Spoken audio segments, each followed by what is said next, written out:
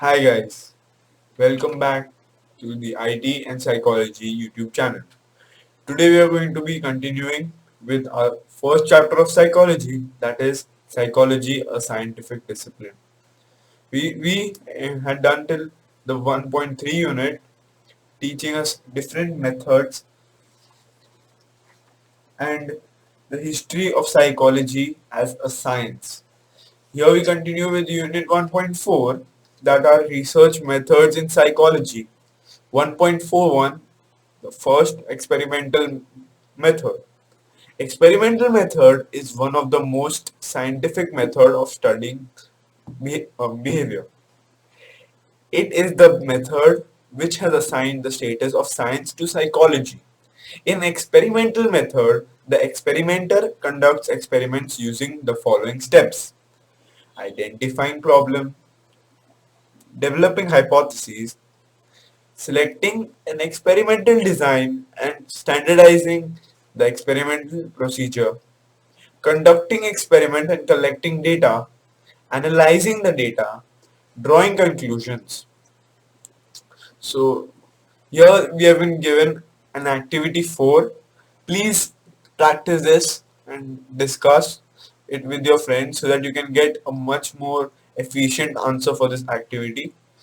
Here the next thing we have to read here is some of the important features of experimental method can be explained as follows. The first one being, experimental method is one of the most objective method of collecting data. It enables accurate observations in controlled conditions. Experimental method helps in finding out the cause and effect relationship between the two or more variables. The findings of the experimental method are verifiable. Here we have been given with we have been provided with a fact. Do you know that certain aspects of human behaviors cannot be studied by the experimental method due to ethical constraints and some risk factors involved? So now we continue to the activity 5, that is the find out the independent variable and dependent variable from the experiment ideas given below. So please find these and make a list out of it. Activity 6 has been given. Please practice this. Here we continue to 1.4.2, the survey method. A survey is designed as a research method used for collecting data from a predefined group of respondents sample to gain information and insights of various topics of interest such as political opinion, consumers' preferences, etc. Survey method makes use of questionnaires, checklists, rating scales, inventories, interviews, etc. to collect the required information. The survey method is largely used by social psychologists, educational psychologists, industrial psychologists, etc. Survey method is an economic and efficient method of data collection. Surveys can be undertaken using email, telephonic calls, or direct interaction with the respondents. Here we have been given with a specimen of a questionnaire used in a survey method. Here we continue to activity 7. Please discuss this with your colleagues or fellow students. Next we continue to 1.4.3, the observation method. Observation method is a research method which is very useful in the areas where experiments cannot be conducted. It is a method in which behavior is observed in a natural or laboratory setting.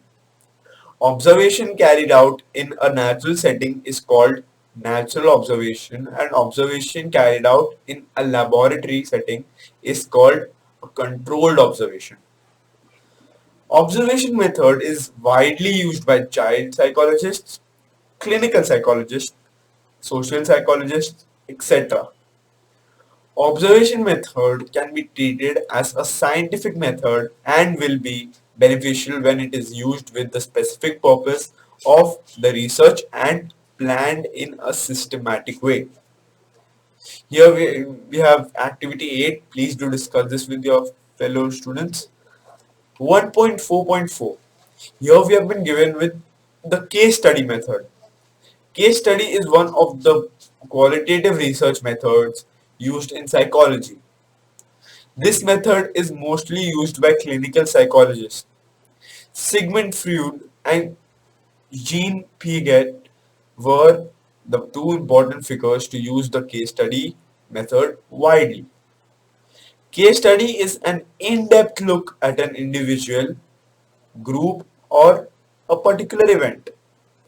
Case study can be treated as a scientific method as it provides rich descriptive information, often suggesting hypotheses for further studies. In case study method, a researcher collects information about a particular individual case from multiple sources such as parents, family members, peers, teachers, colleagues, etc.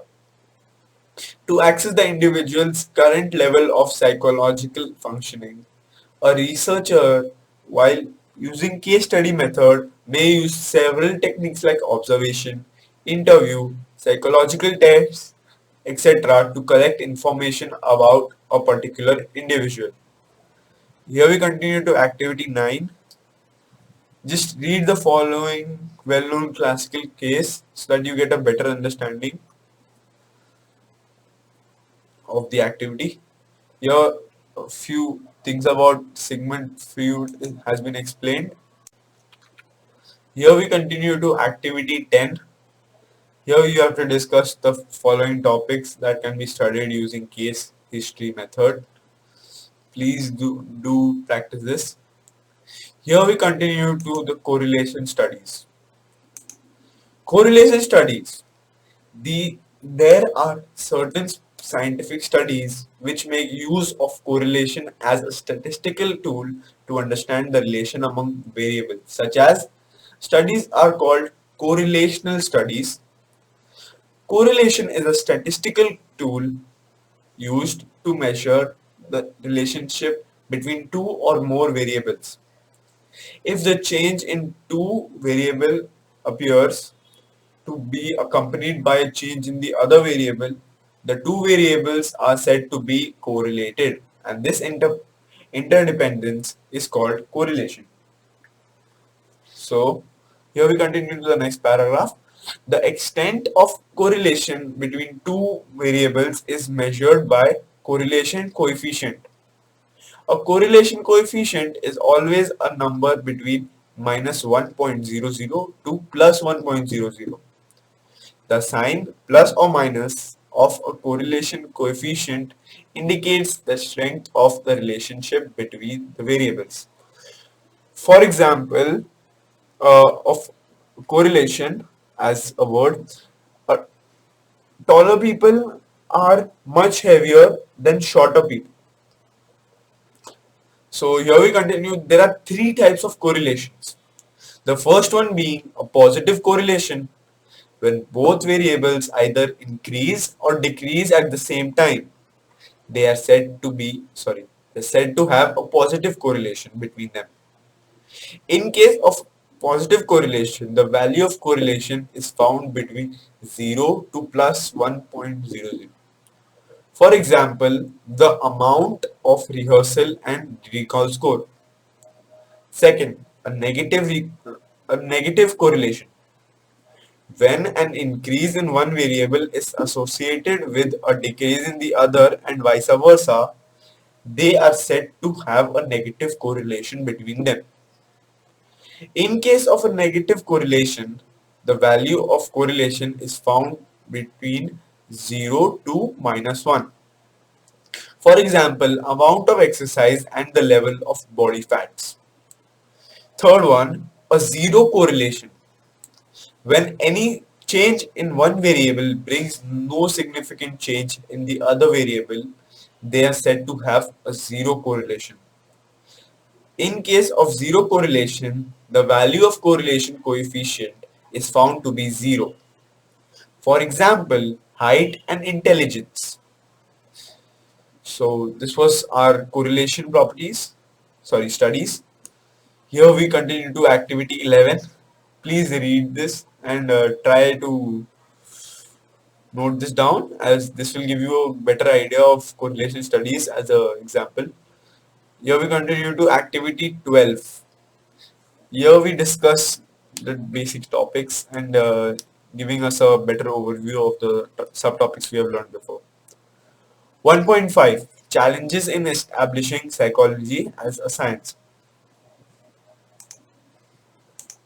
So here we start with, although psychology is considered to be a scientific discipline, it has many controversies. Controversies and criticisms of psychology have made on theoretical, practical, ethical, and philosophical grounds. The following controversies and criticisms are the challenges in establishing psychology as a science. First, psychology in pre-paradigmatic state. In contrast to mature and natural sciences such as physics and chemistry, psychology is younger and a social science. Though psychology is considered as a science, according to philosopher named Thomas Kuhn, psychology is still in a pre-paradigmatic state. Psychology has not succeeded yet in producing a cumulative body of knowledge that has a clear conceptual core that is consequently agreed upon by experts in psychology. Second, issues related to objectivity and validity. Some areas of psychology, such as personality, leadership, creativity, emotions, attitudes, etc., rely on soft research methods such as surveys and questionnaires, etc. Methods such as introspection and psychoanalysis are inherently subjective. Therefore, psychology to some extent falls short on the criteria of objectivity and validity. Here we continue to the third subtopic here. Issues related to pre predictability and replicability. A major goal of psychology is to predict behavior by understanding its causes. In psychology, making exact predictions is difficult as people respond differently in different situations. Human behavior is more difficult to study than particles and chemical compounds. Therefore, the test results in psychology are more varied, harder to control, and difficult to replicate. Fourth, objectifying humans. Some existential and humanistic psychologists from within the field criticizes that by subjecting the human behavior to experimentation, psychologists objectify persons. Since it treats human beings as things, as objects that can be examined by experiments, psychology is sometimes portrayed as dehumanizing what is most essential about being a human. Next, we continue to the last subtopic, that is importance of rationality. Being a science, psychology tries to establish laws that govern human behavior. At the time, it accepts the fact that human behavior is dynamic and complex. Some of our behaviors are commonly seen in others. At the same time, some of our behaviors are exclusive. Attaining happiness is man's greatest aim in life. While achieving the aim, every individual feels, thinks, and acts exclusively. But while being happy, one should see to it that one's emotions, thoughts, and acts do not get driven by irrational influences, and one should not compromise on social norms, values, and ethics for being happy. Here, the aspect of rationality comes in picture in psychology. Sciences are appreciated by society when application of scientific knowledge improves the quality of life. Like other sciences, psychology too helps in improving the quality of life by applying the concept of rationality in day-to-day life. Stanovic and his colleagues, while talking about rationality, stated that rationality involves adaptive reasoning, good judgment, and good decision making. Sternberg and his colleagues, while talking about intelligence, suggested that the practical intelligence can be defined as the ability to perform successfully in naturalistic settings in a way that is consistent with one's goal. Dr. Albert Ellis, who proposed rational emotive behavioral therapy, one of the effective and popular method of intervention in the field of counseling psychology, has given values of rational living. He also says that rational people are psychologically healthy people. They possess certain characteristics. Some of them are given ahead. So these are the characteristics. First one being understanding self-interest and social interest. Safeguard your self-interest and no other interest is almost like a slogan of rational emotive behavioral therapy. Rational people understand what is self-promoting and what helps them to grow, and they take responsibility of making those choices, but at the same time take care of not violating other person's rights and aid in survival of the society in which they live. Second one being self-direction. Rational people assume primary responsibility for their own lives rather than demanding or needing excessive support or nurturance from others. Third, tolerance. Rational people are highly tolerant. Tolerance is the willingness to accept behavior and beliefs of others that are different from one's own. Similarly, rational people accept one's own and others' right to be wrong. Fourth, flexibility. Rational people are found to be healthy individuals. Rational people tend to be flexible, unbiased in their thoughts and actions. Fifth, self-acceptance and self-responsibility.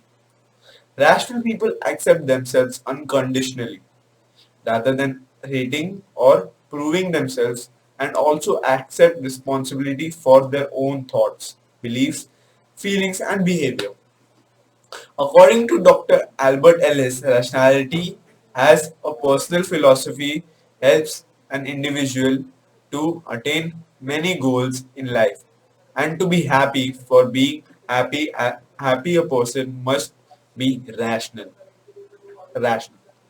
This concept is explained with the help of the following table. That is, be rational is an abbreviation for B being balance, balance between self-interest and interest of others. E, estimate, estimate the time, efforts, gains and losses. R, respect, respect oneself and others. A, affiliate, affiliate with others. T, tolerate, tolerate oneself and others. Integrate, integrate personal well-being and sorry with social well-being.